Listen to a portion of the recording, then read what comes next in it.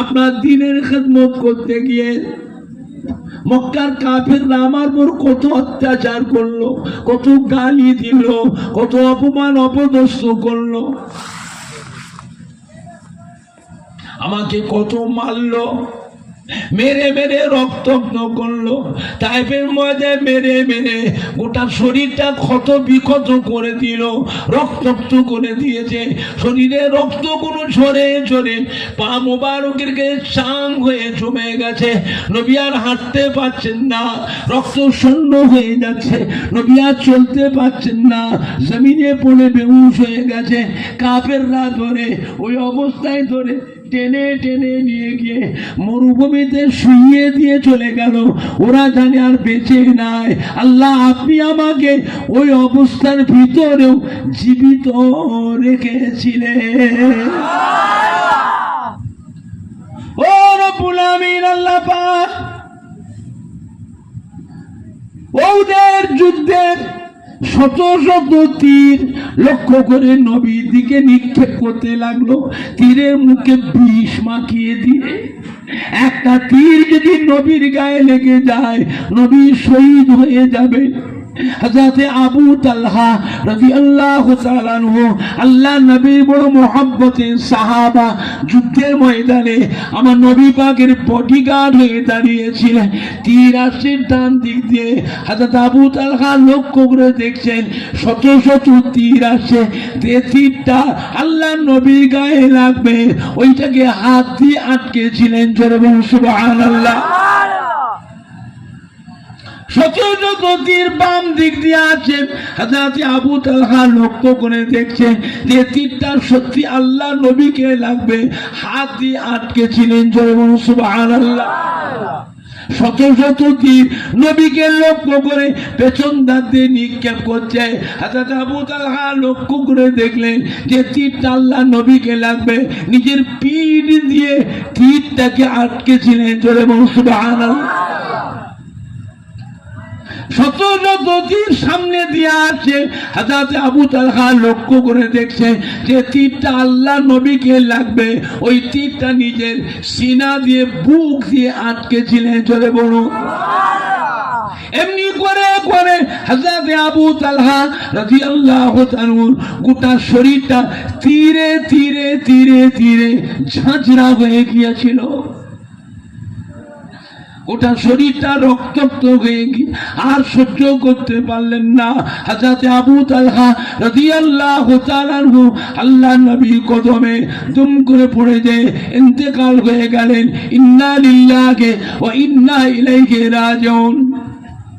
আল্লাহ নবী how how করে কাঁদছেন। ও আমার সাহাবারা, দেখো বাবা দেখো, মক্কার নিষ্ঠুরে দলেরা, পাষাণ পাষাণীরা, ওপারে কুরাইশেরা আমার নির্দোষী সাহাবাকে কত তীর মেরেছে বাবা।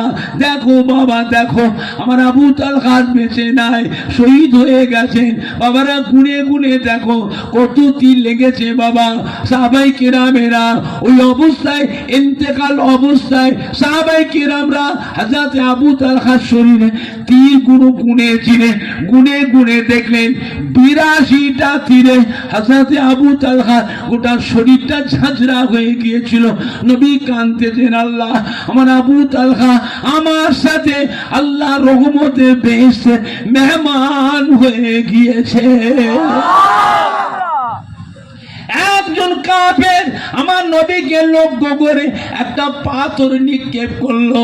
ওই পাথরটায় যে আমার নবী পাকের মোবারক মুখমণ্ডলিতে লেগে গেল। হুজুরের ঠোঁট কেটে দাঁত ভেঙে মাথা ঘুরে পাড়ের উপরে পড়ে গেলেন। গোটা শরীরে রক্ত, ঠোঁট দিয়ে মুখ দিয়ে রক্ত বেরোচ্ছে। আর মাথায় ছিল লোহার হেলমেট। যুদ্ধের ময়দানে লোহার হেলমেটটা ভেঙে গেল। হেলমেটের ভাঙা টুকরোটা নবী পাকের কপালের ভিতরে ঢুকে গেল। যন্ত্রণায় নবী কষ্ট পান। সাহাবায়ে কেরামেরা ওই ভাঙা লোহার হেলমেটের টুকরোটা দাঁত দিয়ে কামড়ে টেনে বার করে ফেলেছিল, রক্ত ফিনকি দিয়ে বেরোতে লাগলো। আল্লাহর হাবিবের এত রক্ত বেরোচ্ছে, হযরতে মা ফাতেমা হাউ হাউ করে কাঁদছে, রক্ত বন্ধ হচ্ছে না। হযরতে মা ফাতেমা হাউ হাউ করে কাঁদছে। আল্লাহ পাক আপনার প্যারা হাবিবের রক্তগুলো সব শূন্য হয়ে যাচ্ছে, রক্ত বেরিয়ে যাচ্ছে। আল্লাহকে আপনি হেফাজত করুন, আমার আব্বাকে আল্লাহ আপনি হেফাজত করুন। হযরতে মা ফাতেমার মনে আল্লাহ মাথায় এমন একটা বুদ্ধি দিয়ে দিলেন, খাজুরে গাছের পাতা আগুনে পুড়িয়ে ছাই করে ওই ছাইটা দিয়ে কত জায়গাতে টিপে ধরলেন।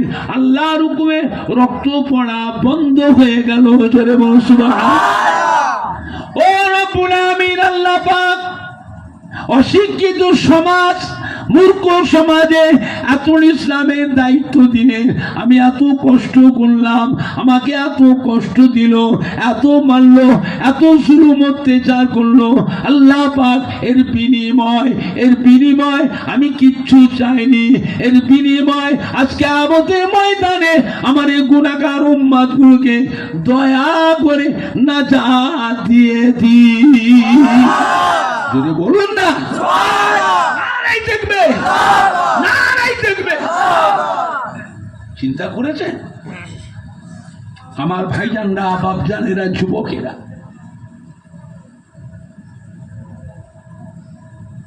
আমার মায়েরা, বোনেরা, বেটিরা, সেই নবীর উপরে মহব্বত দরকার আছে না? না, কম না বেশি? মহব্বত ঠিক রাখুন। আখিরি জামানায় ধোঁকাবাজদের পাল্লায় পড়ে ঈমান নষ্ট করবেন না। নবীকে মানবেন, মানার মতন মানতে হবে। জানার নামে ঈমান নয়, করার নামে ঈমান নয়, নবীকে মানার নাম হলো ঈমান। এটা আখিরি জামানা। আল্লাহ আমাদের সবাইকে হেফাজত করো। জোরে বলুন আল্লাহুম্মা। কিয়ামতের ময়দানে উম্মতের কাতার হবে 120 কাতার। হযরতে আদম আলাইহিস সালাম থেকে আমার রাসূল পাক পর্যন্ত উম্মতের কাতার হবে 120 কাতার। হযরতে আদম আলাইহিস সালাম থেকে নিয়ে হযরতে নবী ঈসা আলাইহিস সালাম পর্যন্ত উম্মতের কাতার হবে 40 কাতার। আমার রাসূল পাকের একা উম্মতের কাতার হবে 80 কাতার। আমার নবীর একা উম্মতের কাতার কত হবে? 80 কাতার। 1,24,000 মতান্তরে 2,24,000 নবী রাসূল পয়গম্বর আযমদের উম্মতের কাতার হবে 80, 40 কাতার। নবী বলছে আমার উম্মতের কাতার হবে একা, আমি নবীর কাতার হবে 80 কাতার। আল্লাহ আমার উম্মতের দল বেশি, আল্লাহ আমার উম্মতকে আগে নাজাত দিয়ে দেন। জোরে বলবেন না আমার উম্মত বেশি, আল্লাহ আমার উম্মতকে আগে নাজাত দিয়ে দেন। জোরে বলবেন না। আল্লাহ বলে হাবিব চিন্তা করবেন না, আমি আল্লাহ আপনাকে মাকামে মাহমুদ দিয়েছি। এই মাকামে মাহমুদ অন্য কোন নবীর ওখানে যাবার পারমিশন নাই, কোন ফেরেশতাও যেতে পারবে না। হাবিব এই মাকামে মাহমুদ এসে আপনি আমার কাছে চেষ্টা করে দোয়া চাইবেন, আমি আল্লাহ আপনার অসম্মান করব না। আপনার দোয়াকে সর্বপ্রথম কবুল করে আমি আপনার উম্মতগুলোকে আগে নাজাত দিয়ে দেবো। জোরে বলবেন, জোরে বলা যাবে না? আরেই দেখবে, আরেই দেখবে। শরীফ আল্লাহুম্মা সাল্লি আলা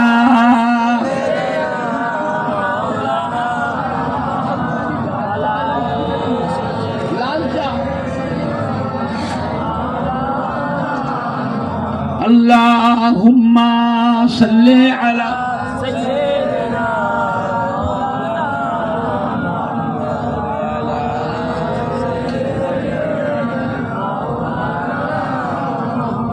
কালমা লা ইলাহা ইল্লাল্লাহ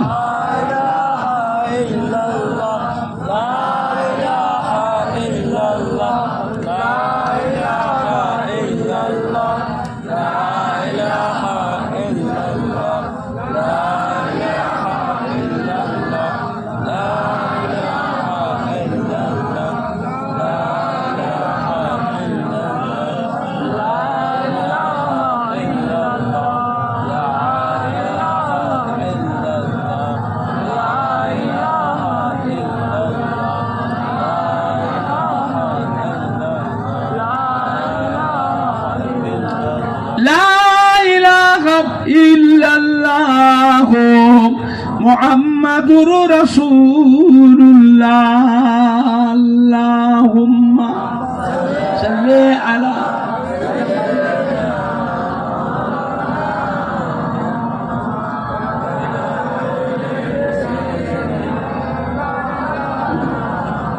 আমার ভাইজানরা, বাপজানেরা, যুবকেরা, মায়েরা, বোনেরা, বেটিরা, নবী মক্কা শরীফ থেকে মদিনা শরীফে আসলেন, নামাজ পড়েন কোথায়? মদিনা শরীফে নবী এসে নামাজ পড়েন কোথায়? মসজিদে কুবা। মসজিদে কুবা, এটা মদিনা শরীফ থেকে 3 মাইল দূর। মরুভূমির দেশ, পাথর কাঁকর দেশ, বালুর দেশ।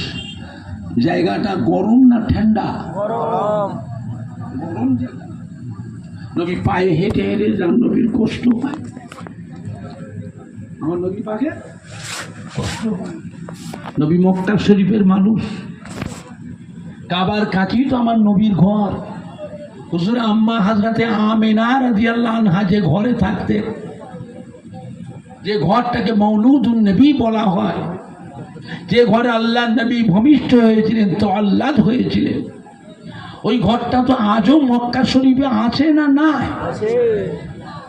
হাজী সাহেবদের জিজ্ঞেস করুন, এই ঘরটাকে সৌদির বাদশাহ কুতুবখানা করেছে, লাইব্রেরি করেছে।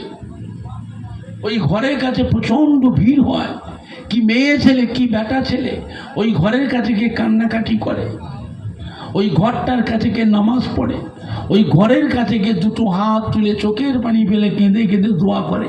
কিতাবে আছে ওই জায়গায় গিয়ে দোয়া করলে দোয়াটাও আল্লাহ পাকের দরবারে কবুল হয়ে যায়।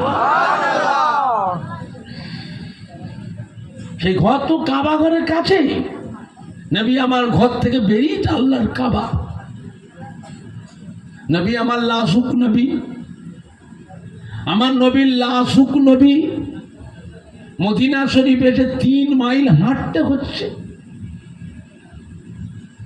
মসজিদে কুবা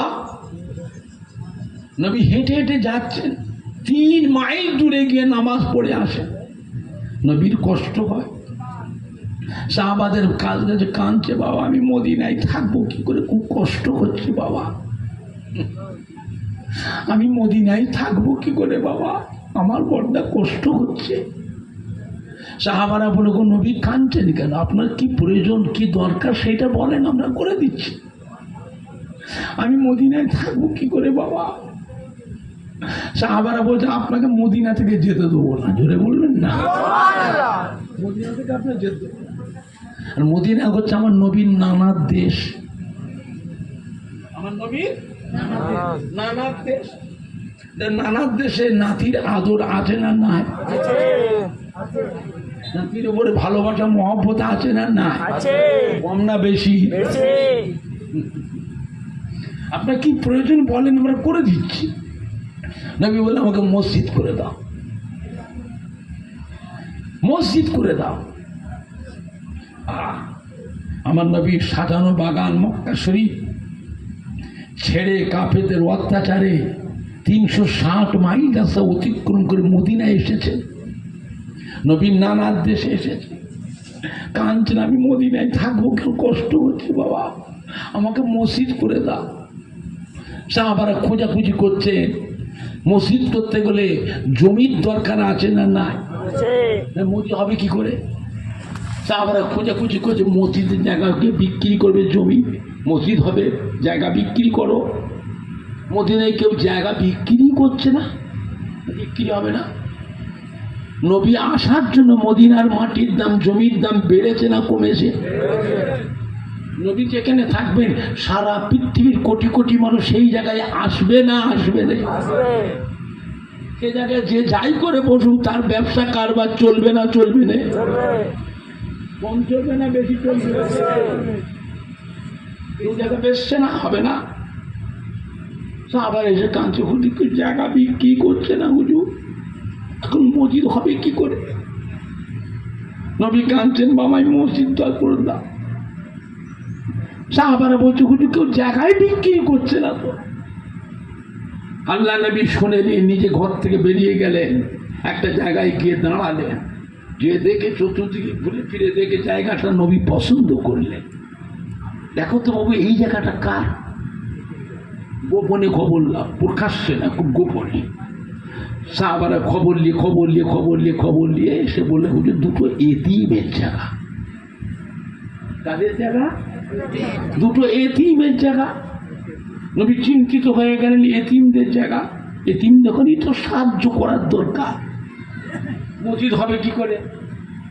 এতিমদের জায়গা, ঠিক আছে, ওই দুটো যুবককে ডেকে নিয়ে এসো, গোপনে ডেকে নিয়ে এসো। দুটো এতিম যুবককে ডেকে আনা হলো। আল্লাহ নবী জিজ্ঞাসা, বাবা আপনারা দুজন এই জায়গার মালিক? বলেছি। বাবা জায়গাটা আমার কাছে বিক্রি করো না বাবা। কেন? না এইখানটা আল্লাহর ঘর মসজিদ বানাবো। কি বানাবে? মসজিদ বানাবে। এতিম যুবক খুশি হয়ে, ওগো আল্লাহর নবী, আজ মক্কা শরীফ থেকে 360 মাইল রাস্তা অতিক্রম করে আমাদের মদিনায় এসেছেন এত কষ্ট করে।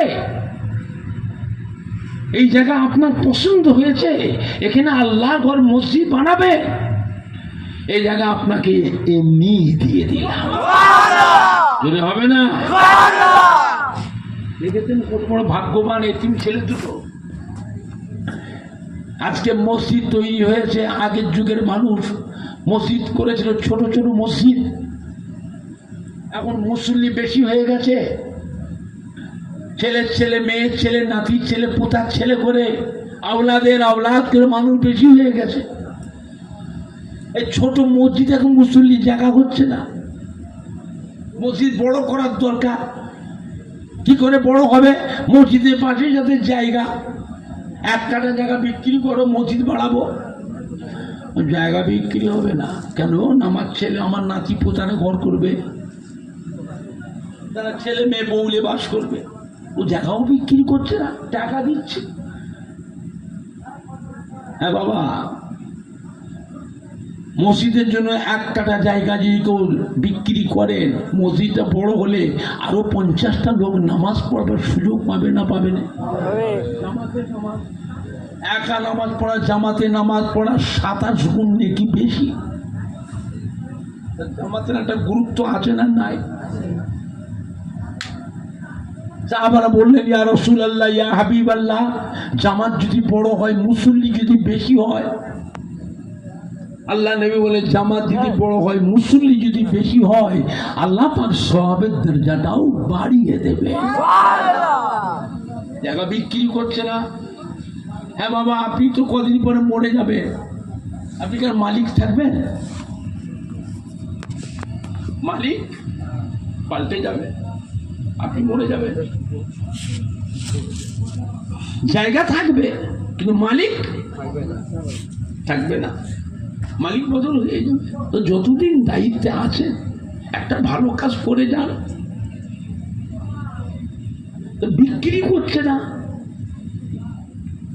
আল্লাহ নেই বলে, বাবা তোমরা এতিম ছেলে, এত বড় জায়গাটা এমনি দেবে কেন? বাবা পয়সা লাও, মূল্য লাও।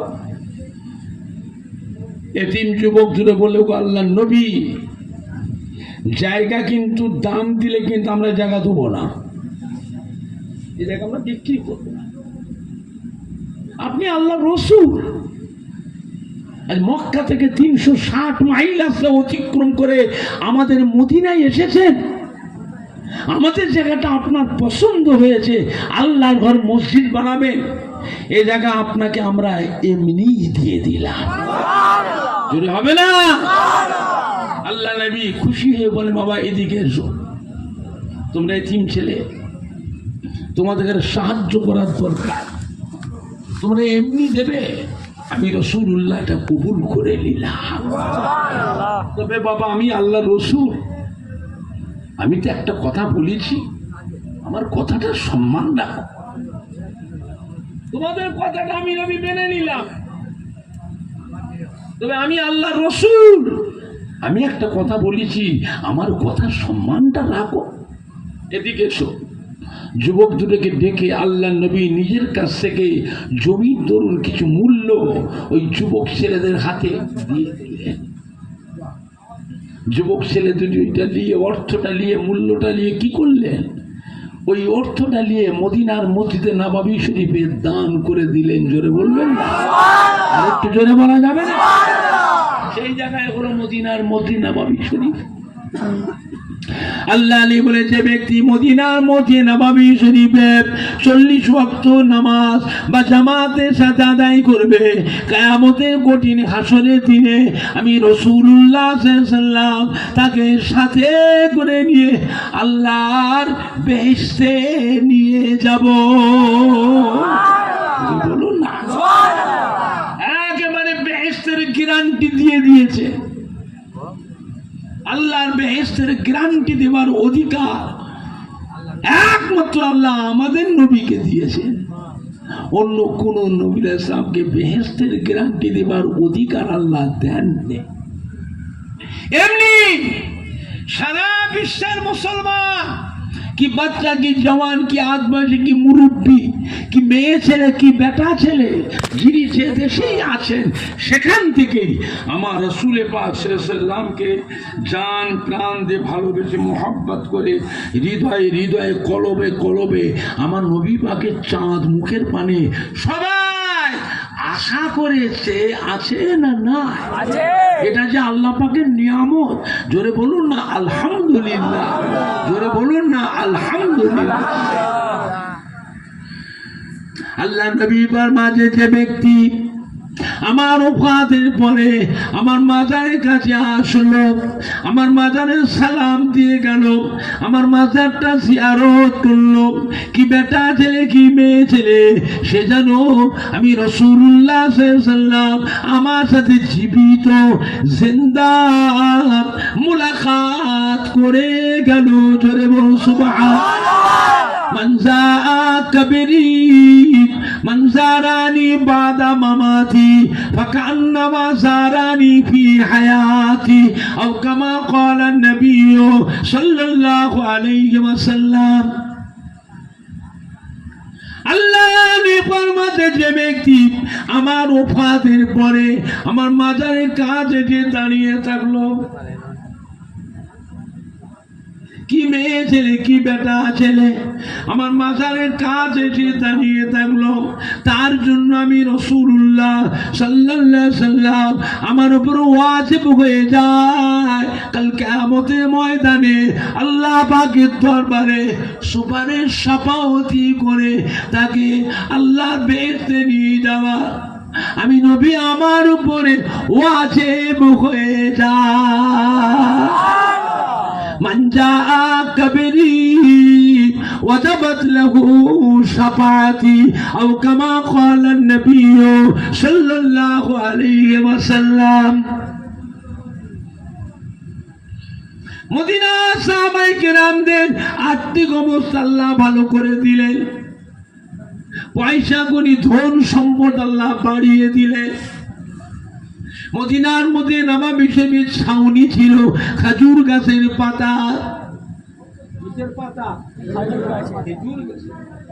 আর বাটাম খেজুর গাছের বাটাম, আর কলম খেজুর গাছের গুঁড়ি। আর সে খেজুর গাছ আমার দেশের খেজুর গাছের মতন নয়। মক্কা মদিনার খেজুর গাছ আপনি আকার দিয়ে ধরা যাবে না। মক্কা মদিনার খেজুর সারা পৃথিবীর মানুষ খায় না, খায় না, 12 মাস হয়। আমাদের দেশের ডাব নারকেল যেমন হয়, মক্কা মদিনার খেজুর 12 মাস হয়। বলবেন না? এখন শাহবাজের আর্থিক অবস্থা ভালো করে দিয়েছে আল্লাহ, তো ধনী হয়ে গেছে। আল্লাহ নবী বলে, বাবারা মদিনার মসজিদ নববী শরীফের মিম্বারটাকে আপনারা সংস্কার করেন, ভেঙে নতুন করে পাথর দিয়ে দামি দামি পাথর মোজাইক করে টাইলস লাগিয়ে ভালো ভালো রং দিয়ে পেন্টিং করেন, ডিজাইন করে সুন্দর তৈরি করেন। আল্লাহর ঘর মসজিদকে যারা সুন্দর করবে আল্লাহ তাদের জন্য বেহেশতের ভিতরে সুন্দর সুন্দর ঘর বানিয়ে দেবে। এখন আলোচনা হয়ে গেল ভাঙা হবে। হঠাৎ করে দেখা যায় মদিনার মধ্যে নববী শরীফের মিম্বারের পাশে ছিল খাজুর গাছের একটা গুঁড়ি। কি নাম? উস্তুনে হান্নানা। উস্তুনে হান্নানাটা দেখা যায় বাচ্চা ছেলের মতন করুণ কান্না রোড। সাহাবায়ে কেরামরা শুনছেন কান্না, কিন্তু দেখতে পাচ্ছে না কোথায় কাঁদছে। আর বাচ্চা ছেলেরা কাঁদলে মানুষের অন্তরে মায়া লাগে না লাগে না? সাহাবারা সব খুঁজাখুঁজি করছে। সাহাবায়ে কেরামরা এসে দেখছেন মদিনার মধ্যে নববীর মিম্বারের পাশে ছিল একটা খাজুর গাছের একটা গুঁড়ি ছিল। ওই শুকনো গুঁড়িটা ভিজে চতুর্দিক দিয়ে পানি গড়িয়ে যাচ্ছে। ওই শুকনো খাজুর গাছের গুঁড়ি থেকে বাচ্চা ছেলের মতন করুণ কান্নার রোল উঠে গেছে। সাহাবায়ে কেরামরা দেখে অবাক। আল্লাহ রসুলকে এসে শুনিয়ে দিন, ইয়া রাসূলুল্লাহ, ইয়া হাবিবাল্লাহ, মদিনার মধ্যে নববীর মিম্বারের পাশে ওই খাজুর গাছের গুঁড়িটা উস্তুনে হান্নানাটা এত কাঁদছে, সে কান্না হুজুর সহ্য করা যাবে। আপনার মুজিজা আল্লাহ তাই নাকি? যে হুজুর আমরা নিজেরা চোখে দেখে, নিজেরা কানে শুনছি, নিজেরা চোখে দেখে। আল্লাহ রে বলে আমি যাব, তোমরা চলো, আমি যাচ্ছি। আল্লাহ নবী আসলেন, এসে জিজ্ঞাসা কি হয়েছে বেটা, পুজো করতে কেন? উস্তুনে হান্নানা কাঁদছো কেন? আল্লাহ পাকের হুকুমে মরা শুকনো খেজুর গাছের গুঁড়িটাকে আল্লাহ পাক শক্তি খুলে দিলেন। জোরে বলো নবী গায়ে কেঁদে কেঁদে, আল্লাহ নবী গো, আপনি মদিনার মধ্যে নববী শরীফে জুমার খুতবা দেন, ওয়াজ করেন। আমি খেজুর গাছের গুঁড়ির উপরে হুজুর ঠেক দিয়ে হুজুর ওয়াজ করেন। আমি শুনছি এখন মদিনার মধ্যে নববীর মিম্বারটা ভাঙা হবে, নতুন করে সংস্কার করবে। আমি খেজুর গাছের গুঁড়ি আপনাকে ভালোবেসেছি, আপনি আমার উপরে হাতে ঠেক দিয়ে হুজুর খুতবা পড়েন, হুজুর ওয়াজ করেন। আমি আপনার খেদমতে মহরুম হয়ে যাব, আপনি ভেঙে ফেলবেন মদিনার মিম্বার। আমি খেজুর গাছের গুঁড়িটাকে আমায় কোথায় ফেলে দেবে? আমি আপনাকে ভালোবেসেছি, আমি কি করে থাকবো? এই জন্য আপনার মোহাব্বতে কাঁদছি। আল্লাহ নবী কি বলেছিলেন? ও শুনে হান্নানা, কেঁদো না বাবা, কেঁদো না। আমি রাসূলুল্লাহ কথা দিচ্ছি, আমি রাসূলুল্লাহ বেহেশতে যেখানে থাকবো, তুমিও আমার পাশে বেহেশতের ভিতরে আমার পাশেই তুমি থাকবে। হবে না?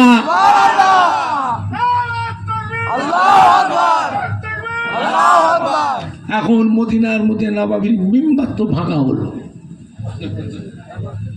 ভাঙা হলো, সেই খাজুর গাছের গুঁড়িটা কি হলো? শুকনো খাজুর গাছের গুঁড়িটা কি হলো? কোথায়? মদিনার মধ্যে নববীর মিম্বারের পাশে যে কলম, ওই কলমের ভিতরে আল্লাহ নবী কভার করে রেখে দিলেন। জোরে বলবেন না?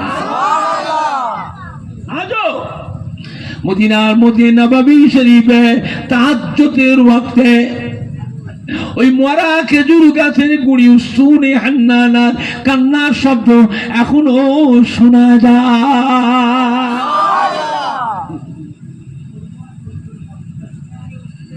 চিন্তা করেছে নবীকে ভালোবেসে কিতাবে আছে আল্লাহ নবী যদি এমনি করে খাজুর গাছের গুঁড়িটাকে যদি সান্ত্বনা যদি না দিতেন, কিয়ামত পর্যন্ত ওই খাজুর গাছের গুঁড়িটার করুণ কান্নার আওয়াজ মানুষ সহ্য করতে পারত না।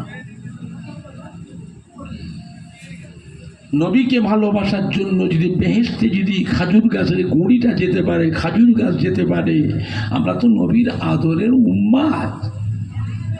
হ্যাঁ বাবা, নবীর ভালোবাসার উম্মাত। নবীকে ভালোবাসলে পরে নবীর সাথে কি বেহেশতে যাওয়া যাবে না? জোরে বলুন। ইনশাআল্লাহ। ভালোবাসার দরকার আছে না? না আছে। বাতিল ফিরকাদের কথা শুনে বেয়াদবি করবেন? কথা হচ্ছে কে মানে না মানে আমি অত বুঝি না, আমি মানি। শক্ত হন, শক্ত হন। সব জায়গায় পিন পিন পিন পিন করলে হবে না। এটা আখিরি জামানা, জায়গা বিশেষে একটু কড়া হওয়ারও দরকার আছে না? না আছে। শক্ত। উহুদের যুদ্ধে কুফারে কুরাইশরা আল্লাহ নবী সাহাবাদের যখন জখম করতে লাগলো, ঘাইল করতে লাগলো, আল্লাহ নবী খুব চিন্তিত হয়ে পড়ল। আমার সাহাবাগুলো সব মারা যাচ্ছে, শহীদ হয়ে যাচ্ছে।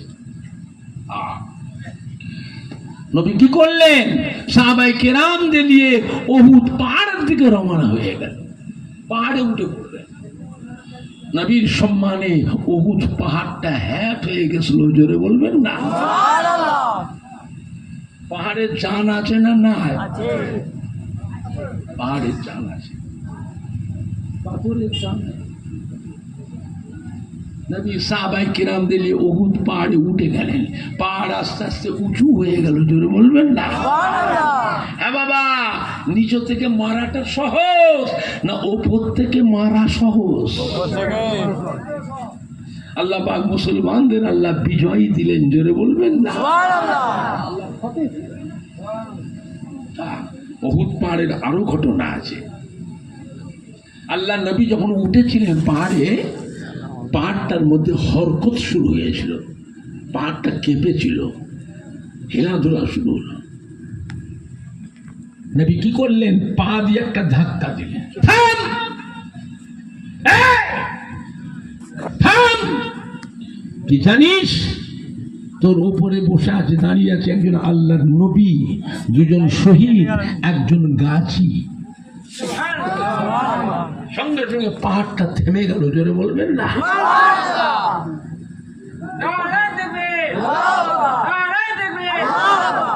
নবী যখন বিজয়ের পরে সাহাবায়ে কেরামদের নিয়ে পাহাড় থেকে নেমে আসছে, আল্লাহর হুকুমে পাহাড়টা আস্তে আস্তে আবার হ্যাঁ হয়ে গেল। জোরে বলো। আল্লাহ নবী সাহাবায়ে কেরামদের নিয়ে উহুদ পাহাড় থেকে নামছেন। উহুদ পাহাড়টা কান্না রোল উঠে গেল। আল্লাহ নবী জিজ্ঞাসা, উহুদ পাহাড় কাঁদছো কেন? কি হয়েছে বাবা? উহুদ পাহাড় বলেছিল, ও আল্লাহ নবী, আমি আপনাকে ভালোবাসি, আমি আপনাকে মহব্বত করি, আমি আপনাকে সম্মান করি। আপনি নেমে যাচ্ছেন, আমি উহুদ পাহাড় কাকে নিয়ে থাকবো? আল্লাহ নবী কি বলেছিলেন? ও আমার সাহাবায়ে কেরামেরা, উহুদ পাহাড় আমি নবীকে ভালোবাসি। উহুদ পাহাড় আমি নবীকে ভালোবাসি, আমার সাহাবায়ে কেরামদের ভালোবাসি। আমি নবী উহুদ পাহাড়কে ভালোবাসি। জোরে বলবেন না? উহুদ পাহাড় কেঁদো না, আমি রাসূলুল্লাহকে কথা দিচ্ছি, আমি রাসূলুল্লাহ যখন আল্লাহর বেহেশতে যাব, তুমি উহুদ পাহাড়, তোমাকেও সাথে করে বেহেশতে নিয়ে যাব। জোরে বলুন না? উহুদ পাহাড় বেহেশতে যাবে। কোন আলেমের বাবার ক্ষমতা নেই কেটে দেবে। বুখারী শরীফের সহিহ হাদিস। তাহলে মরা খেজুর গাছের গুঁড়িটা বেহেশতে যাবে, নবীকে ভালোবাসে। উহুদ পাহাড় বেহেশতে যাবে, নবীকে ভালোবাসে। আগো বাবা, আর কথা দিয়েছিলেন বোরাক। কি বোরাক? যে বোরাকের পিঠে আল্লাহ নবী সওয়ার হয়েছিলেন, 7 তবক আসমান পার করে সিদরাতুল মুনতাহা আর শাজিম লা মাকানে গিয়েছিলেন। নবী যখন ফিরে আসলেন, বেহেশতের দর্শন করলেন, বেহেশতের ভিতরে খড়মের আওয়াজ শুনলেন। আল্লাহ নবী জিজ্ঞাসা, বাবা ভাই বিলাল, ভাই জিবরাইল, এই যে পায়ের খড়মের আওয়াজটা পাচ্ছি বেহেশতের ভিতরে, এটা কি? হযরত জিবরাইল আসা বলে, ইয়া রাসূলুল্লাহ, ইয়া হাবিবাল্লাহ, আপনার বিলাল হাঁটছে, তার পায়ে ছিল খড়ম, ওই খড়মের শব্দ শুনতে পাচ্ছে। জোরে বলবেন না? বেহেশতের থেকে যখন আল্লাহ নবী আসলেন, মেরাজ পাক থেকে এসে হযরত বেলালকে জিজ্ঞাসা, কি খবর বেলাল, তুমি কি আমল করো? বলে, হুজুর আমি কিছু করিনি হুজুর, সবাই যা করে আমিও তাই করি। না, তুমি একটা স্পেশাল কিছু একটা আমল করো। কি আমল করো? হুজুর এর সন্ধান আপনি জানলেন কি করে? হুজুর কি করি? আপনি জানলেন কি করে? বেলাল, আমি যখন গিয়েছিলাম মেরাজ পাকে, জান্নাত যখন দর্শন করলাম, জান্নাতের ভিতরে ভ্রমণ করলাম, জান্নাতের ভিতরে তোমার পায়ের খড়মের আওয়াজটা আমি শুনতে পেয়েছিলাম। আমি জিবরাইলকে জিজ্ঞাসা করলাম, জিবরাইল আসলাম বললেন, এটা হুজুর পায়ের খড়মের আওয়াজ, হযরতে বেলালের পায়ের খড়মের আওয়াজ। খড়ম বলেন তো,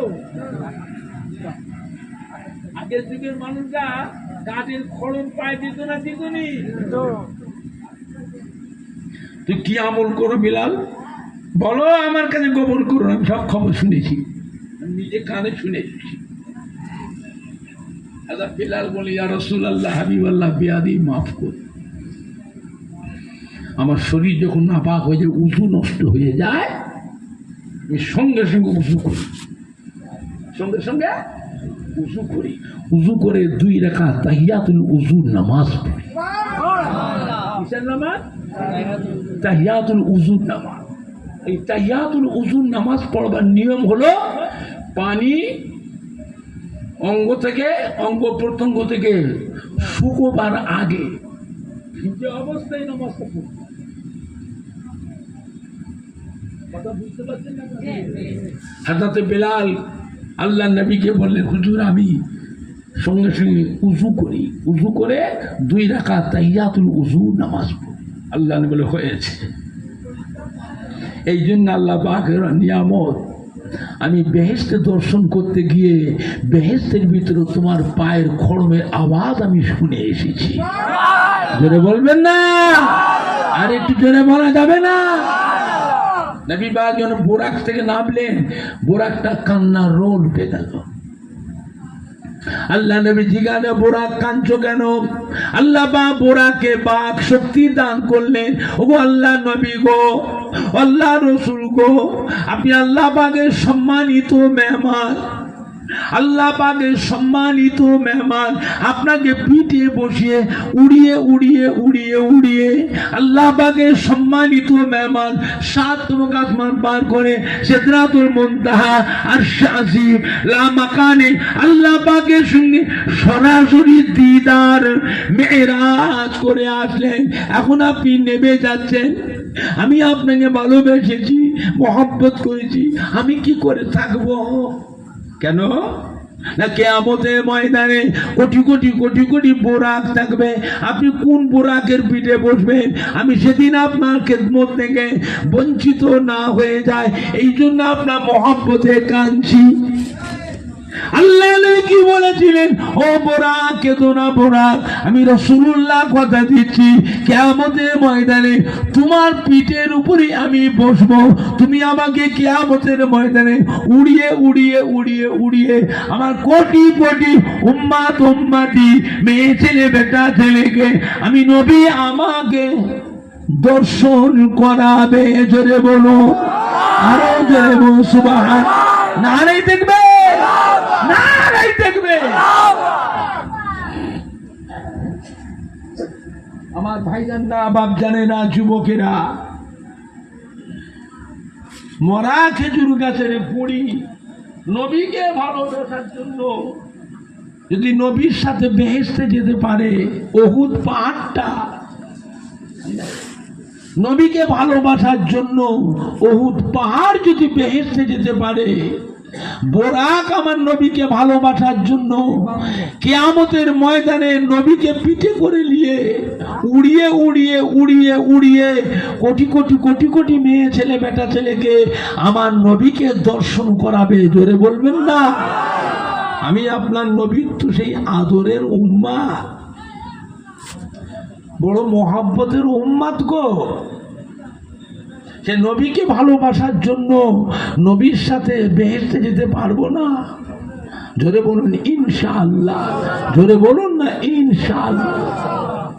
আখিরি জামানা, ঈমান নষ্ট করবেন না। নবী হচ্ছেন আমাদের এই ঈমানের সম্পদ।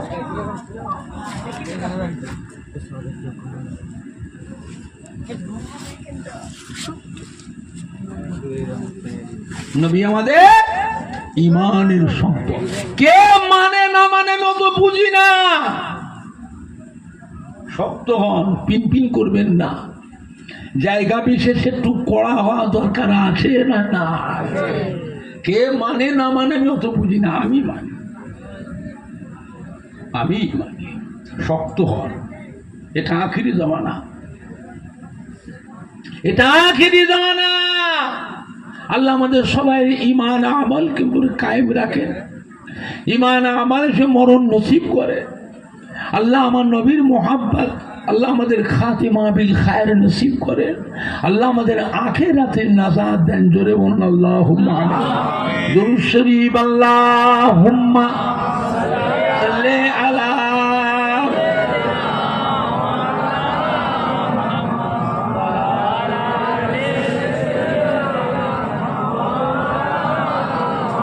কালমা লা ইলাহা ইল্লাল্লাহ।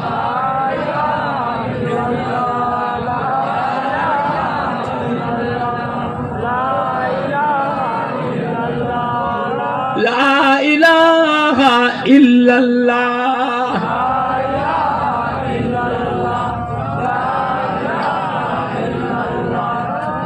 লা ইলাহা ইল্লাল্লাহ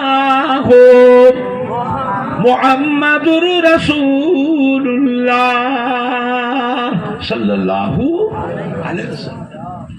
মদিনার মসজিদ নববী শরীফে হযরত আবু হুরায়রা রাদিয়াল্লাহু তাআলা হাউ হাউ করে কাঁদছে। আল্লাহ নবী জিজ্ঞাসা, কি ব্যাপার আবু হুরায়রা, কাঁদছো কেন বাবা? কে তোমাকে কাঁদালো? মদিনার মধ্যে নববী শরীফে ভেতরে বসে কাঁদছো, কে কাঁদালো? হযরত আবু হুরায়রা বলে, ইয়া রাসূলুল্লাহ, ইয়া হাবিবাল্লাহ, আমার মা আমাকে মেরেছে। কে মেরেছে? মা মেরেছে। আল্লাহ নবী বলে, মা তোমায় মারলো কেন? কি অন্যায় করেছো? হযরত আবু হুরায়রা বলে, হুজুর আমি অন্যায় কিছু করিনি হুজুর। খামাখামি করে মারলো? কি করেছিলে? বলে, হুজুর আমি আপনার দরবারে আসি, আপনার দরবারে বসে থাকি, আপনি ওয়াজ নিশ্চিত করে ভালো ভালো হাদিস বলে, আমি মদিনার মধ্যে নববী শরীফে বসে আপনার জবান মোবারক করি, ভালো ভালো হাদিস ভালো ভালো ওয়াজ করে শুনি, আমি আপনাকে মহব্বত করি। ঘরে যেতে দেরি হয়ে যায়, রাত হয়ে যায়, ঘরে যেতে মা জিজ্ঞেস করে, আয় আবু হুরায়রা, এত রাত হলে কেন? কোথায় ছিলে? এত রাত হলে এতক্ষণ কোথায় ছিলে? আমি বললাম, মা গো, যার কদমের ধারে যেতে গেলে জীবন ধন্য হয়ে যায়, আমি সেই নবী, নূরের নবী জনাবে মুহাম্মদুর রাসূলুল্লাহ সাল্লাল্লাহু আলাইহি ওয়াসাল্লাম দরবারে ছিলাম। আসতে দেরি হয়েছে। আমার নবী পাকের নামটা শুনে আমার মায়ের মাথা গরম হয়ে গেল, মায়ের রাগ হয়ে গেল। মা ছিল ইহুদি। মা কি ছিল? ইসলামের বড় শত্রু কারা? ইসলামের বড় শত্রু হলো ইহুদি। আপনার নাম সহ্য করতে পারত না, রাগ হয়ে গেল। মা আমাকে বলে, এই আবু হুরায়রা, হযরত মুহাম্মাদের দরবার ছাড়বি না বাড়ি থেকে বেরিয়ে যা? এই বাড়ি থেকে বেরিয়ে যা। আমি বললাম, মা গো, শুধু আপনার বাড়ি নয়, ঘর নয়, দরকার হলে সর্বহারা হতে পারি, একটা মুহূর্তের জন্য আল্লাহ নবীর দরবার ছাড়তে পারবো না। মা রাগান্বিত হয়ে আমাকে মার মার, বেরো বাড়ি থেকে, বেরিয়ে যা, ঘর থেকে বেরিয়ে যা। মা আমাকে ঘাড় ধরে ধাক্কা দিয়ে ঘর থেকে বের করে দিল, বেরিয়ে যা। আমি কাঁদছি। আল্লাহ নবী শুনলেন, শুনে নিয়ে কি বলেছিল? ও মা আবু হুরায়রা, আমি আল্লাহর নবী হয়ে তোমার মায়ের বিচার করার অধিকার আল্লাহ আমাকে দেন নে। যাও তুমি বাইরে ফিরে মায়ের কাছে যাও। আমি যাবো না। কেন যাবে না? মায়ের কাছে গেলে মা আরো মারবে, মা আমাকে আরো মারবে। আল্লাহ না, তোমার মা তোমাকে আর মারবে না, যাও। যাবে? মায়ের নামে লালিশ করতেছ, মায়ের নামে আমার কাছে অভিযোগ করতেছ।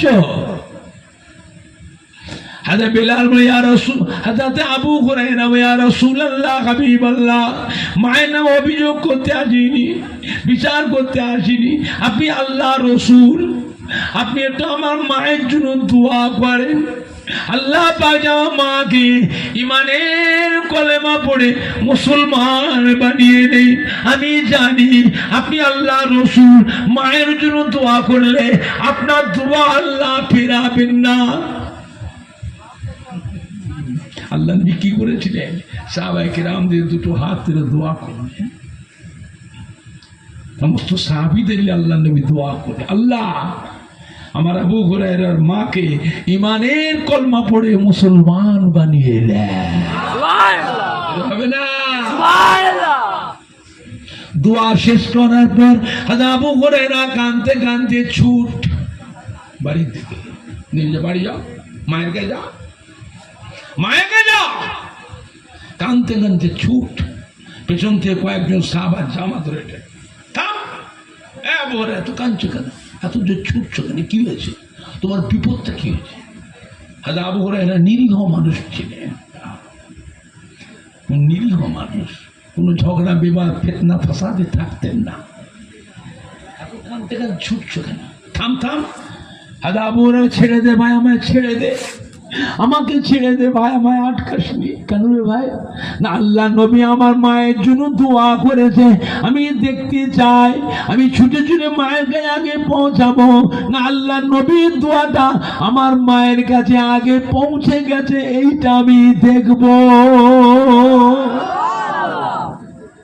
ছুটে ছুটে বাড়ি চলে গেলেন। বাড়িতে গিয়ে দেখছি কি মা ঘরে নেই। মা কোথায়?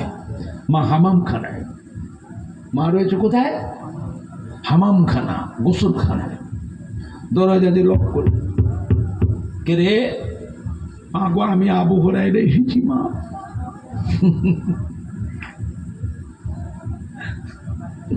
গোসলখানার ভিতরে মা সাড়া দিয়েছে, এসেছি বাবা আবু হুরায়রা, একটু অপেক্ষা কর, আমি গোসল করছি বাবা, একটু অপেক্ষা করো। মা যে গোসলখানার ভিতর থেকে তার গলার যে ভিতর দিয়ে আওয়াজটা পেয়েছিলাম, তাতে আমি বুঝতে পেরে গেলাম যে আমার মায়ের কাছে আসবার আগে আল্লাহ নবীর দোয়া মায়ের নসিবে কবুল হয়ে গেছে। মা গোসলখানাতে বেরিয়েছেন, জামা কাপড় শুকনো কাপড় পরে মা গোসলখানাতে বেরোলেন। মা বুড়ি মানুষ, পাকা চুল, সাদা চুল, গোসল করছে, তার পানির টুসা তখনও ভিজে, চুল দিয়ে গোসলে পানি তখনও টপকে টপকে পড়ছে। মা বলে, বাবা আবু হুরায়রা, আমি ভুল করেছি বাবা, ভুল করেছি। কেন মারলাম ছেলেটাকে? ছেলে তো কোনো নোংরা জায়গায় যায়নি, কোনো খারাপ জায়গায় যায়নি, ছেলে গেছে আল্লাহ রসুলের কাছে, মারলাম। ও বাবা আবু হুরায়রা সারা রাত ঘুমোতে পারেনি বাবা, সারা রাত খায়নি, না খাওয়া না মেরে আমি মা সারা রাত ঘুমোতে পারিনি বাবা, মারলাম ছেলেটাকে। ছেলে তো কোনো নোংরা জায়গায় যায়নি, ছেলে কোনো গানের আড্ডায় যায়নি, ছেলেটাকে মারলাম।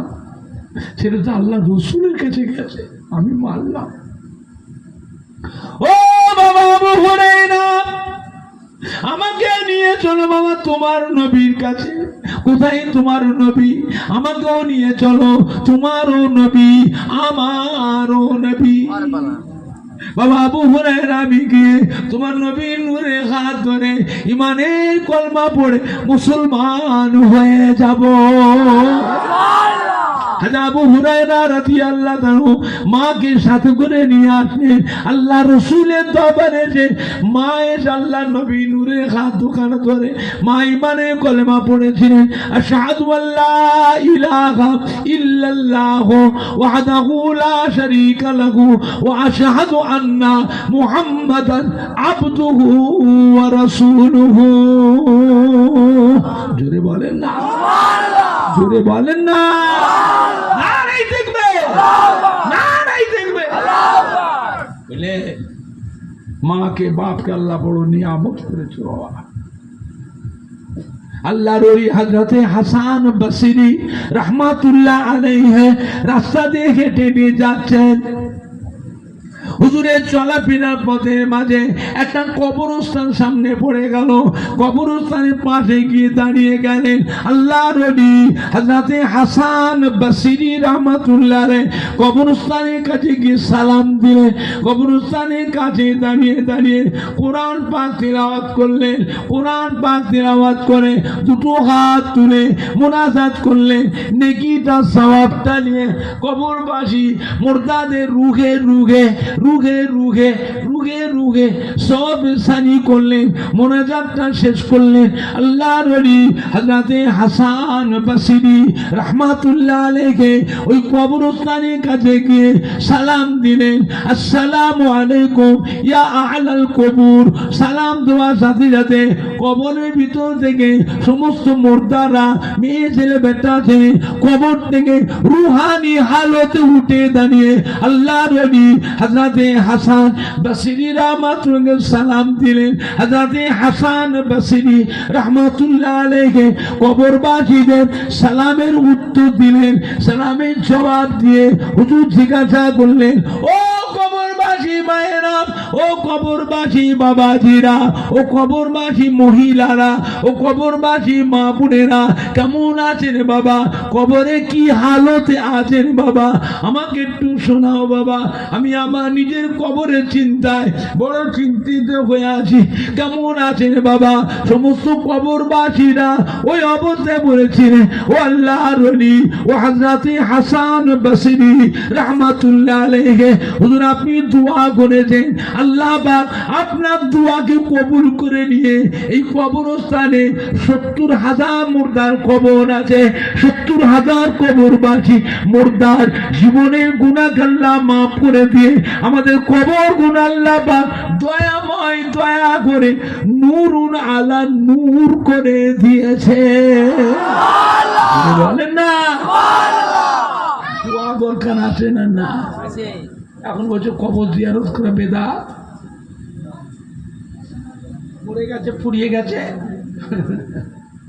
মরে গেছে পুড়িয়ে গেছে। রুহুটা জিন্দা না মুর্দা? রুহ জিন্দা। ফুরফুরা শরীফের হাজার ছোট হুজুর পীর কিবলা রহমতুল্লাহ আলাইহি দিনের বেলায় মাহফিল করছিলেন ভগবতীপুর বাজারের পাশে। হুগলি জেলার ভগবতীপুর বাজার, কোন নাম করা বাজার, ধনী লোকের বাস। ওই বাজারটাতে দৈনিক ৩ থেকে ৩.৫ কোটি টাকার সোনা দৈনিক বিক্রি হয়। ভগবতীপুর বাজার ডানকুনির এ পাশে কলাছড়া স্টেশন, কলাছড়াতে ভিতরে গেলেই ভগবতীপুর বাজার। ছোট হুজুর পীর কিবলা রহমাতুল্লাহ আলাইহি ওইখানে দিনের বেলা মাহফিল করে বাড়ি ফিরছিলেন। বাড়ি ফিরবার সময় রাস্তার মধ্যে পড়ল চক্রিস্তামপুর বলে একটা গ্রাম আছে। চক্রিস্তামপুর গ্রামে এসে দেখছেন একটা মাইয়েতের লাশ খাটিয়াই করে মানুষ কাঁধে করে নিয়ে গোরস্থানের দিকে যাচ্ছে। হুজুর কিবলার গাড়ির ড্রাইভার ছিল বিহারি ড্রাইভার। গাড়ি হরেন দিয়ে রাস্তাটা ক্লিয়ার করে গাড়িটা পার করে চলে গেলেন। কিছুটা যাওয়ার পরে ছোট হুজুর গেলে বলে, বাবা ড্রাইভার সাহেব গাড়িটা থামাও, গাড়িটা থামাও, গাড়ি ব্যাক ঘোরাও। ওই যে লাশ আনছে কাঁধে করে ওইখানটা নিয়ে চলো। ড্রাইভার সাহেব গাড়িটা ব্যাক করে ঘুরিয়ে ওই লাশ যেখানে নিয়ে আসছিল ওই লাশের কাছে এসে গাড়িটা থামালেন। হুজুর কিবলা গাড়ির দরজার লকটা খুলে গেটটা খুলে নেমে পড়লেন। ড্রাইভারকে বলে, বাবা একটু আগিয়ে নিজে রাখো, পরে ডাকছি। আগে নিজে সাইড করে রাখো। নেবি হুজুর জিজ্ঞাসা করলে, বাবা জানাজার নামাজ কি হয়ে গেছে? না হুজুর, জানাজার নামাজ হয়নি। এই ফাঁকা জায়গায় লাশ কোথা নিয়ে যাচ্ছ? বলে আমাদের দেশের নিয়ম হলো হুজুর, গোরস্থান আছে ফাঁকা জায়গায়, ওই গোরস্থানের পাশে আমাদের বড় জায়গা রাখা আছে, ওইখানটায় জানাজার নামাজ পড়ে আমরা পাশেই দাফন দিই, কবরস্থ করি। বলে বাবা এই মাইয়েতের ওলি কে আছে? বলে ছেলে আছে, ডাকো।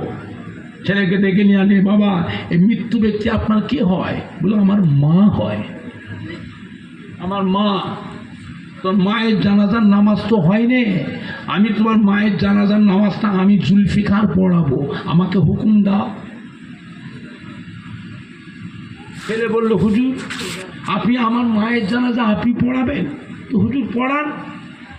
হুজুরকে বলে, আপনাদের মহল্লার ইমাম কে আছে? ডাকো। মহল্লার ইমামকে ডেকে বলে, বাবা আপনি তো মহল্লার ইমাম, এই জানাজার নামাজ হক হচ্ছে আপনার, জানাজার নামাজ পড়ানোর হকটা কার? ইমামের হক।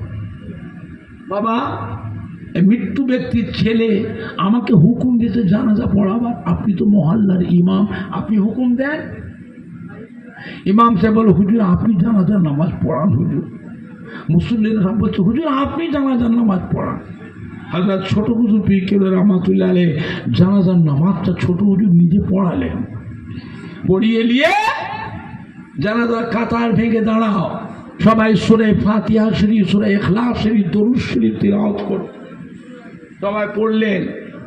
তারপরে খবর নিচ্ছেন, বাবা বাড়ি মেয়েদের খবর নাও, মেয়েরা বেটিরা সব মুর্দার নামে কিছু কোরআন শরীফ তিলাওয়াত করে না করে না? কলমা শরীফ, দরুদ শরীফ, সূরা ইয়াসিন বা সূরা রহমান শরীফ, সূরা হাসর, সূরা মুলক, সূরা মুজাম্মিল, সূরা মুদাসসির পড়ে না পড়ে না? খবর নিলেন, নিয়ে দুটো হাত করে মোনাজাত করলেন।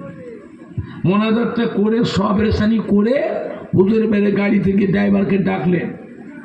ড্রাইভার এসলো, হুজুর গাড়িতে বসেছেন, গাড়ি চলে যাবে, সব মানুষগুলো এসে ঘিরে ধরেছে। হুজুর কি ব্যাপার? আগে তো হুজুর আপনি এটা দিয়ে চলে গেলে।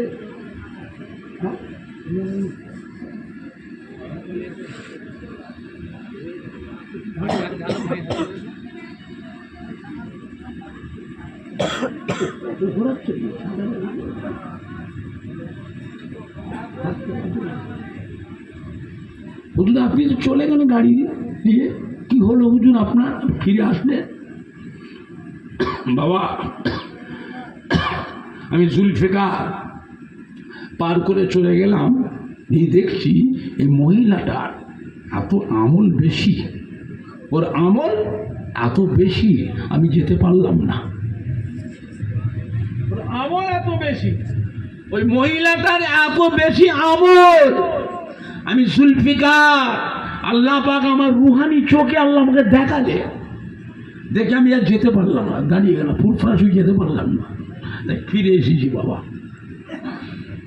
মানুষ বলছে, হুজুর তেমন তো কিছু আমল করতো না। হুজুর কি আমল করতো?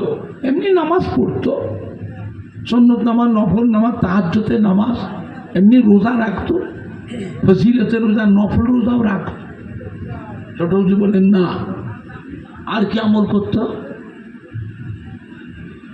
একজন বয়স্ক মুরব্বী মানুষ বললো, হুজুর এই মেয়ে ছেলেটা একটা গুণ ছিল হুজুর, কোনো মহিলার যদি প্রসব বেদনা উঠত, প্রসব বেদনা, বাচ্চা খালাস, ওই মহিলাটা শুনলে থাকতে পারতো না, সঙ্গে সঙ্গে চলে আসতো। একটু পান খাওয়ার নেশা ছিল, টপ টপ করে বাসা থেকে কয়েকটা পান সেজে দিয়ে আসলে বেঁধে নিয়ে চলে আসতো। কারোর বাড়িতে গিয়ে একটু চাপও এক গ্লাস শরবত দিলেও খেত না, পান খাওয়ার নেশা ছিল, মাঝে মাঝে আঁচল থেকে পান বার করে খেত, যতক্ষণ পর্যন্ত ওই মহিলাটা সুস্থ না হতো ওই বাড়ি থেকে উঠে যেত না। কারো কাছ থেকে 10টা টাকা বলো কি হুজুরকে বলে, বা হয়েছে বাবা হয়েছে। এই আমলটাই আল্লাহ পাকের কাছে এত পছন্দনীয় হয়েছে, আল্লাহ পাক ওর নামায় আমাদের নেকিতে পরিপূর্ণ করে দিয়েছে। বলেন না বুঝলে আমার ভাইজানরা, বাপজানেরা, ফুরফুরা শরীফের দাদা পীরে কলিজার টুকরা মুফতি আজম হযরত মেজরা হুজুর পীর কিবলা রহমতুল্লাহ আলাইহি ডানকুনির পাশে একটা মাহফিল করছিলেন। মাহফিলে গিয়ে দেখছেন মাইক বন্ধ, স্টেজ অন্ধকার, মাইক অপারেটরের সঙ্গে গ্রামের ছেলে যুবকদের সঙ্গে তুমুল ঝগড়া।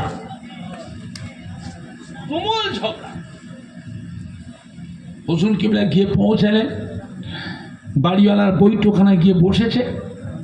মাইক অপারেটর এসে মেজ হুজুর পীর কিবলার পা ধরে হাও হাও করে কাঁদছে, হুজুর আমাকে বাঁচা। কে তুমি? আমি মাইকের অপারেটর। কাঁদছো কেন? গ্রামের যুবকরা কাল সকালে মারবে। যুবকরা মারবে কেন? মারবে বাবা, কি অন্যায় করেছ? হুজুর অন্যায় কিছু করিনি হুজুর, অন্যায় কিছু করি। তা মারবে কেন? হুজুর আপনি আসবেন বলে দুটো জেনারেটর কিনেছি, আমি গরিব মানুষ ধার দিনা করে দুটো জেনারেটর কিনেছি। একটা জেনারেটর চলছে আর একটা জেনারেটর চলছে না। এত চেষ্টা করলাম, চালাতে পারলাম না। শেষবেলায় গ্রামে মিস্ত্রি ডেকে নিয়েছে, নতুন জেনারেটরটা খুলে দেখছি সবই পার্টস, মেশিন সবই ঠিক আছে, তারপরেও হুজুর মেশিনটা চলছে না। এই জন্য হুজুর মাইক বন্ধ, স্টেজটা অন্ধকার, গ্রামের লাইটিং সব ঠিক আছে, সবই চলছে, কিন্তু স্টেজটা অন্ধকার, মাইকও বন্ধ। বল কোথায় জেনারেটর বসে আমায় নিয়ে চলো, আমি দেখব। মেজলা হুজুর পীর কিবলা আসলেন ওই জেনারেটরটা দেখতে। মেজ হুজুর কি জেনারেটরের মিস্ত্রি? বাবা জেনারেটর মিস্ত্রি, মাইকের মিস্ত্রি, জেনারেটর মিস্ত্রি, জেনারেটর কি দেখবে? হুজুর করে এসি বললেন, বাবা কি কাজটা করেছো বাবা? কোথায় জেনারেটর বসেছো? এই পুকুরের পাড়, স্টেজের পাড়ে পুকুর, পুকুরের পাড়ে বসিয়েছে। হুজুর বললেন, দেখো বাবু কি কাজটা করেছো বাবা। এই ছেলেরা, যুবকরা এদিকে এসো, এই জেনারেটরটা ধর ধর, ঠেলে সরা সরাইন থেকে 10-12 জন যুবক, বড় জেনারেটর, সব ধাক্কা দিয়ে ঠেলে ঠেলে ঠেলে ঠেলে ঠেলে সরি, অনেকটা তফাতে বসিয়েছে। বুঝে কোনো থামো, স্টার্ট করো। স্টার্ট করেছে, এক চান্সে স্টার্ট হয়ে গেছে, আর বন্ধ হয়নি, আর বন্ধ হয়নি। মেজে হুজুর কিবলা আস্তে আস্তে এসে বাড়িওয়ালা হাজি সাহেবের বাড়িতে বসে নাস্তা পানি করবে। গ্রামের মুসল্লিরা, মুরব্বীরা, যুবকরা এসে ঘুরে ধরেছে, কি করলেন হুজুর? আমরা সন্ধ্যাতে মগরেব পথে মাথা খারাপ, রাত 9টা বেজে গেছে, হুজুর আপনি কি করলেন হুজুর? মেজে হুজুরকে বললে, বাবা যেখানে জেনারেটর বসিয়েছ ওই জায়গায় একটা পুরোদিন একটা নামাজি মুসল্লি বান্দার কবর আছে, কবর উপর জেনারেটর বসিয়েছ। আল্লাহর মোমেন বান্দা, নামাজি মুসল্লি বান্দা মরে গেছে, রুহটা জিন্দা না মুর্দা? আল্লাহ রাব্বুল আলামিন এই জন্য মাইকটা, জেনারেটরটা বন্ধ করে দিয়েছে। আমি আবু জাফর ফুরফুরা শরীফের মসজিদের পাশে হুজরা, এই হুজরায় বসে বসে আল্লাহর ইবাদত করি, ইলমে তাসাম্মুস করি। আল্লাহ পাক রব্বুল আলামিন আমি আবু জাফরের অন্তরের চোখ, রুহানি চোখ, কলবের চোখ আল্লাহ খুলে দিয়েছেন। আমার চোখ দিয়ে 7 তবক আসমান, 7 তবক জমিন আল্লাহ পাক আমি আবু জাফরকে দেখায়। বাবারা বাবারা, জেনারেটরটা ওখান থেকে সরিয়ে বসাল, আমি স্টার্ট করলাম, আল্লাহর হুকুমে জেনারেটরটা চালু হয়ে গেছে। জোরে বলুন, আরো জোরে বলুন সুবহান।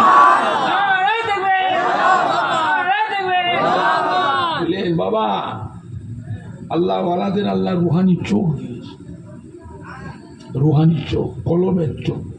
আপনাদের এখানে বড় সুরে মস্তান দিচ্ছিলেন, ছোট হুজুরের খাস মুড়িয়েছে।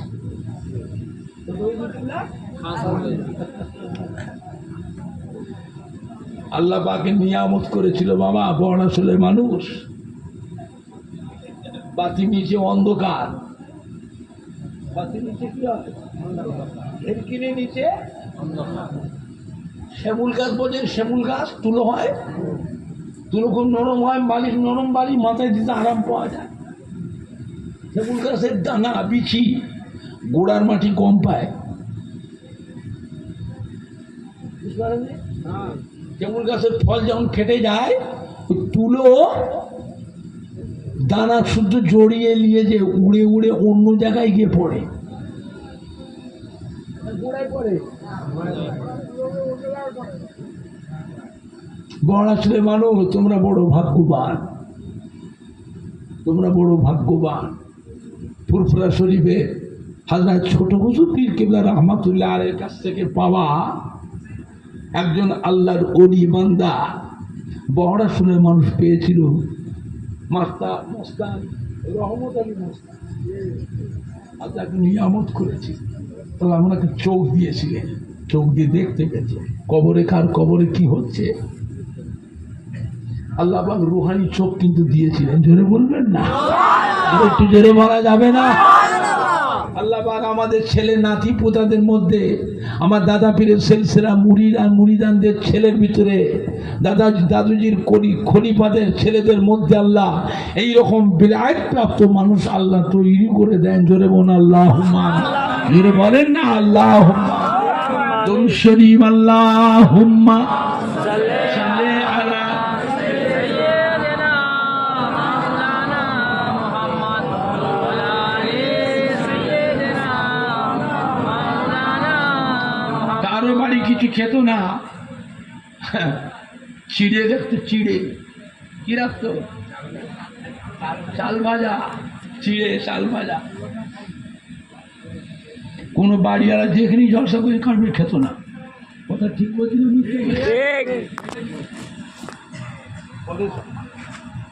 লুকিয়ে লুকিয়ে বসে দেখেছি, ওই নিজের ব্যাগ থেকে বার করে যান বাঁচানো বলছে, এমনি বেশিরভাগ রোজা রাখতে, রোজা রাখত। আল্লাহ নিয়ামত করেছিল বাবা। ছোট হুজুর পীর কেবলা ইন্তেকালের পর এই বড় ছেলে মস্তান দিয়ে বেশি দিন টিকলো না, অল্প দিনের মধ্যে মস্তান জিও ইন্তেকাল হয়ে গেল। কথা সত্য না মিথ্যে বলছে? শুধু আপনার বড় শুনে না, বিভিন্ন জেলাতে দেখেছি, লক্ষ্য করেছি, ছোট হুজুর গেলে খাস খাস মহব্বতের মানুষগুলো ঝপাঝপ সব চলে গেল, সহ্য করতে পারলেন না। ছোট হুজুর কেলে ইন্তেকালের পর আল্লাহ নিয়ামত করেছিলেন। ছোট হুজুর পীর কেলে ইন্তেকালের পরেও হুজুরের চেহারা থেকে ঘাম বেরিয়েছিল, জোরে বলবেন না? 5টা ফ্যান দিয়ে হুজুরকে হাওয়া দেওয়া হয়েছিল, ঘাম গড়িয়ে যাচ্ছে। আল্লাহ পাক কি নিয়ামত করেছিল বাবা। বাংলার মানুষ বড় ভাগ্যবান। ফুরফুরা শরীফে দাদা পীর কেবলার মতো একটা আল্লাহর ওলি, দাদা পীর কেবলার কলিজা একটা 5 হুজুর কেবলার মতো একটা আল্লাহর ওলি, দাদা পীর কেবলার মহব্বতের খলিফাদের মতন একটা আল্লাহর ওলি বাংলার মানুষদের জন্যই আল্লাহ পাক পাঠিয়েছিলেন। বাবা সম্মান করেন, সম্মান করেন। যার সাথে মহব্বত রাখবেন, কিয়ামতের ময়দানে ওই কাতারে আল্লাহ হাসর করবেন, একসাথে আল্লাহর নবীর দামান ধরে আল্লাহর রহমতের বেহেশতে চলে যাবেন। জোরে বলুন ইনশাআল্লাহ, জোরে বলুন না ইনশাআল্লাহ। এখন আপনারা বলেন, বড়খোল গ্রামে আজকে যে মাহফিলটা হচ্ছে গোরস্থান উপলক্ষে, এই মাহফিলটা হওয়াতে বিভিন্ন পাড়া থেকে সব মহব্বতের মানুষ এসছে, কত সম্মানী ভাইরা এসেছে, কত নামাজি মুসল্লি রোজাদার জাকেরিন শাকেরিন, কত ছেলেরা যুবকরা এসেছে। আজকের মাহফিলে আশেপাশে মহিলারা, মা বোনেরা, নানি দাদি খালাপু বৌমায়েরা অনেকেই এসছেন আত্মীয় সূত্রে। বলে এই মাহফিলটা হওয়াতে সবাই খুশি না বেজার?